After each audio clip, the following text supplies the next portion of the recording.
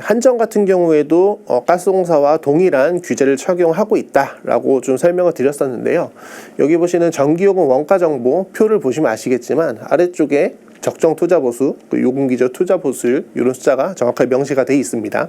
이론상으로는 적정 투자 보수는 마이너스를 표시하기가 쉽지는 않습니다. 요금 기저 같은 경우에는 정의 자체가 영업용 순자산이고요. 그래서 플러스를 띌 수밖에 없고요. 그것과 곱하는 적정 투자 보수율 같은 경우에도 뭐 금리가 마이너스인 경우는 굉장히 적죠. 굉장히 이례적인 경우고 베타 같은 경우에는 마이너스가 일부 있을 수는 있겠지만 실제로 계산을 해봤을 때는 투자 보수율이 마이너스로 나오기 쉽지는 않습니다. 그래서 이 두 가지 곱은 항상 플러스가 돼야 되는데 이 적정 투자 보수가 플러스라는 거는 한국전력의 실적이 플러스가 돼야 된다는 얘기입니다. 근데 아시겠지만 2021년, 2022년, 2023년 같은 경우에는 영업적자도 굉장히 크게 났고 단기 순손실도 굉장히 크게 잡혔었던 거를 기억하실 수 있을 것 같습니다. 결국은 규제상으로는 이렇게 돈을 벌 수 있게끔 마련을 해주긴 했는데 현실적으로는 그거랑 좀 별개로 굴러가고 있다라고 좀 이해를 해주시면 좋을 것 같고요. 위에 있는 소제목하고 조금 연결돼서 설명을 드리도록 하겠습니다.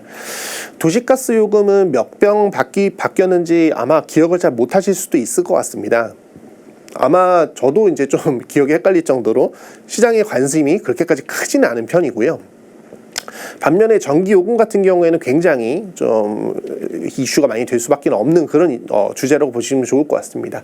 그 용어 자체에서도 가스 요금과 전기세라는 용어의 차이에서도 좀 보실 수 있을 것 같습니다. 저희는 일반적으로 전기세라는 말들 쉽게 사용을 하죠. 물론 전기요금에 세금이 들어있긴 합니다. 하지만 이거는 어떤 공공 서비스에 대한 대가이기 때문에 요금이라고 부르는 게 좀 더 정확하고요. 그렇기 때문에 지금 일상적으로 쓰이는 가스 요금과 전기세라는 용어 차이에서 보시다시피 약간 조세 저항 같은 느낌도 일부 부여가 되어 있는 것 같습니다. 그만큼 이제 가스라는 영역보다 전기라는 영역이 조금 더 규제가 잘 안 작동하고 어떻게 보면은 주택용 요금 이런 것들을 올리는데 조금 더 불편함을 더 많이 느낀다라고 좀 이해해 주셔도 크게 무방할 것 같습니다. 전력시장의 규제에 대해서 조금 더 설명을 드리도록 하겠습니다. 2020년 말부터 연료비 연동제를 시행을 하고 있고요. 시행 자체는 굉장히 잘 했습니다. 타이밍상도 어떻게 보면 처음 시작부터 요금을 인하를 하는 걸 보여주면서 시장 참여자들의 신뢰를 어느 정도 끌어올린 상태에서 출발을 했다라고 이해해 주시면 좋을 것 같고요. 다만 이제 발걸음은 두 번째부터 꼬이기 시작했습니다. 당장 분기 단위로 요금을 조정을 해야 되는 상황에서 두 번째 조정 때 바로 요금을 인상해야 되는 상황이 나타나 버렸습니다. 근데 마침 이때 인상 조치를 취하지 않았고요.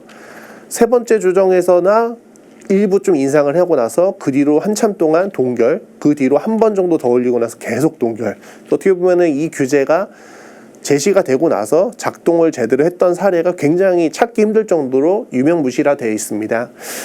실제로 지금 위에 정리해놓은 코멘트들 보시면은 언제 요금 인상 써놓은 것들을 보실 수 있습니다. 이것들은 이 연료비 연동제라는 제도 바깥에서 이뤄진 인상입니다. 원래는 3개월마다 원가를 측정을 해서 적정하게 요금을 조정을 했어야 되는데 그게 아니고 특정 용도는 언제 이만큼 올리겠다라는 식으로 인위적인 인상을 했고요. 그것들은 대부분 다 산업용, 일반용, 주택용을 제외한 쪽에서 많은 조정이 있었다라고 좀 이해를 해주시면 좋을 것 같습니다. 그래서 지금은 매출단에서 요금이 조정이 굉장히 쉽지 않은 상황이고요. 그러면은 매출을 P와 Q로 쪼개봤을 때 P에 있어서는 굉장히 상승 둔화가 나타날 수밖에 없다라고 좀 이해해 주시면 좋을 것 같습니다. Q 측면에서 봐야 되는데 지금 한국의 GDP 성장률 그렇게까지 높지는 않고요. 원래는 전력 수요는 GDP와 비례해서 성장하는 게 기본적인 논지였습니다만 지금은 그것이 잘 통하지 않는 시대가 됐다라고 좀 이해해 주시면 좋을 것 같습니다. 지금 이렇던 수요의 변화는 뭐 코로나 같은 특이 사항들 혹은 날씨 변화 이런 것들이 주된 요인입니다. 그래서 매출에 있어서 어떻게 보면 박스가 굉장히 단단하게 닫혀 있다라고 좀 이해를 해주시면 좋을 것 같고요.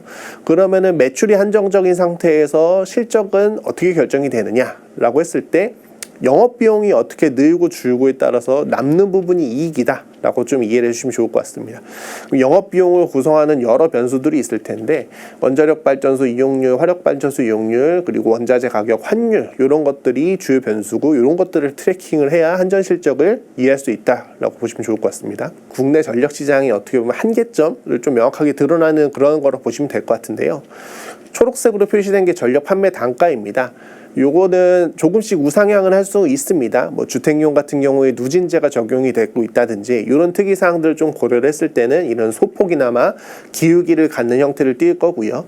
정산 단가 회색으로 표시된 거는 한전이 구입하는 전기의 가격입니다. 유통사업자니까 사와서 팔아야 되는데 싸게 팔아서 비싸게 팔아야 수익이 남겠죠. 그러면 회색에 있는 선보다 초록색 선이 위에 있는 구간이 돈을 버는 구간이 될 겁니다. 그게 한 LNG 어딘가에서 수렴을 하게 돼 있는 상황이 돼 있고요. 그래서 원자력과 석탄 같은 저원가 가격이 낮은 발전소들에서 열심히 돌아가지고 비중을 늘려야 한전이 돈을 번다라고 이해해 주시면 좋을 것 같습니다. 결국 회색선보다 초록선이 위에 있는 구간이 늘어나려면은 원전 석탄의 발전소들이 더 많이 지어져서 회색 곡선이 오른쪽으로 이동을 해야 되고요. 아니면은 원전, 석탄, LNG 발전소 이런 발전소들을 가동하는 데 쓰이는 원자재 가격이 내려가서 회색 곡선이 아래로 내려가면은 면적이 넓어질 수가 있겠고요. 그게 아니라면은 요금을 올리면 됩니다. 요금을 올리면은 초록색 선이 위로 올라가니까 범위가 좀 더 넓어지겠죠. 이런 정도의 이벤트들이 없다면은 사실상 좋지는 않은 상황이 나타난다라고 이해해 주시면 좋을 것 같습니다. GDP가 어느 정도 저성장 국면에 들어서긴 했지만 성장을 여전히 하고 있고요. 매년 여름철, 겨울철 이상 기온으로 전력 수요는 매년 늘고 있습니다. 수요가 늘면은 이 어떤 회색 곡선에 차지하는 비중이 훨씬 더 높아지게 되겠고요. 아무것도 행동을 하지 않는다면은 한전의 실적은 해가 갈수록 안 좋아지는 방향으로 간다라고 좀 이해해 주시면 좋을 것 같습니다. 그래서 이렇게 지금 실적이 안 좋아지는 상황에서 한전의 어떤 실적의 반등의 트리거는 뭐냐라고 했을 때는 요금 외에는 사실상 찾아보기 어렵고요. 그럼 요금을 언제 올릴 수 있느냐라고 했을 때 좀 긴박한 상황이 되면 올릴 수 있다라고 좀 설명을 드릴 수 있을 것 같습니다. 2022년 같이 극단적으로 원자재 가격이 급등했을 때 당시에도 전기요금 그렇게 많이 오르지는 않았습니다. 하지만 이제 법률로 정해진 근거에 의해서라면은 전기요금 그래도 조금 올릴 수 있는 가능성이 있지 않을까라고 생각을 하고 있고요. 여기 있는 한국전력 회사채 발행 한도 관련돼서 그게 어떤 주요 포인트가 되지 않을까 생각을 하고 있습니다. 원래 기존에는 한국전력공사법에 의해서 사채 발행 한도가 2배로 명시가 돼 있었는데 한 3년 정도 굉장히 힘든 시간을 보냈기 때문에 어떻게 보면은 국회에서 좀 동의를 해줘서 사채 발행 한도를 일시적으로 2027년 말까지 5배로 확대를 해놓은 상황입니다. 그래서 이런 것들을 해결하기 위해서 여러 가지 수단을 취해야 되는데 가장 확실한 거는 전기요금입니다. 근데 아까 말씀드렸다시피 전기요금에 있어서는 인상이 굉장히 좀 쉽지 않은 거를 역사적으로 좀 보실 수가 있을 것 같고요. 그래서 많은 다른 수단들이 강구가 되어 왔었습니다. 한전기술이라는 이제 보유 지분 자회사의 14.77%를 이제 PRS 계약으로 어떻게 보면 유동성화 시켰던 사례도 있었고요. 100% 지분을 갖고 있는 7개 자회사로부터 일시적으로 중간 배당을 좀 도입했던 적이 있었습니다. 회계연도를 맞추기 위해서요. 그래서 이런 걸로 인해서 지금 2024년 같은 경우에는 어떻게 보면 사채 발행 한도가 어느 정도는 확보가 돼 있다라고 말씀드릴 수 있을 텐데 이게 지속 가능하진 않습니다. 이거에 대해서 조금 더 자세하게 말씀드린다면은 위에서 세 번째 줄입니다. 지금 연간으로 투자비가 15에서 16조 정도씩은 매년 집행이 되고 있고요.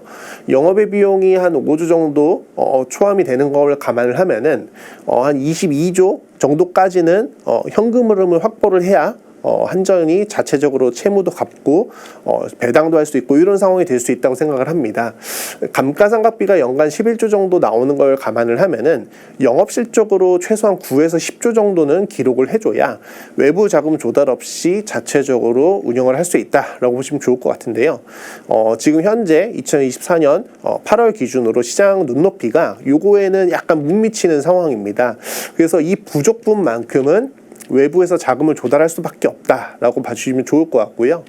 회사채로 설명되지 않는 다른 것들, 은행권 차입이라든지 기타 등등의 수단도 있긴 하겠지만 결국은 한전이 채권을 발행하는 양이 늘면 늘수록 앞서 말씀드렸던 사채 발행 한도가 굉장히 좀 어떻게 보면은 지켜야 될 규칙으로서 정기요금 인상 요인으로 작용할 수 있는 근거가 될 수 있을 것 같습니다. 그래서 아직까지는 약간은 기간이 남아 있긴 하지만 지금과 같이 어떻게 보면은 정기요금이 오르지 않은 상태가 오랫동안 유지된다면 요거에 근거하여 한전의 정기요금 인상이 불가피하게 단행될 수밖에 없다라고 생각을 하고 있고요.